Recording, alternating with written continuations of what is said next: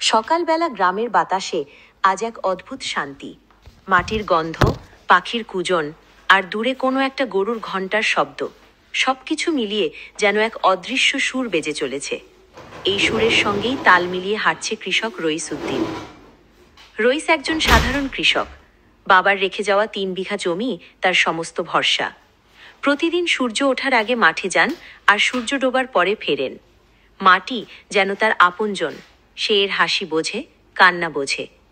এই বছর সে বোরো ধানের চাষ করেছে। সারা বছর বৃষ্টি ভালো হয়েছে, তাই আশা করছে ফলনও ভালো হবে। কিন্তু এই আশার মাঝেও তার মনে একটা দুশ্চিন্তা। কিছুদিন আগে পাশের গ্রামের খাল ভেঙে গেছে। যদি পানি এসে তার জমি ডুবে যায়? তবুও সে হাল ছাড়ে না। প্রতিদিন জমির আইল ঘুরে দেখে।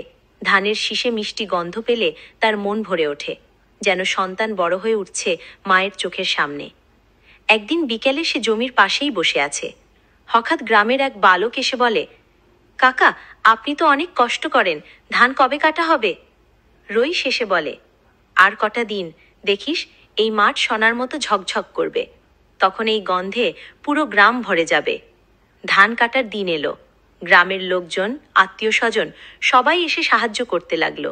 হাসি, গান আর ঘামে মাখা এক উৎসব যেন। রইসের চোখে জল, খুশির জল। সব ধান গোলায় তোলার পর সে চুপ করে দাঁড়িয়ে থাকে। মনের মধ্যে একটা শান্তি। এই মাঠ, এই ধান, এই মাটি, সবকিছু তার জীবনের গল্প।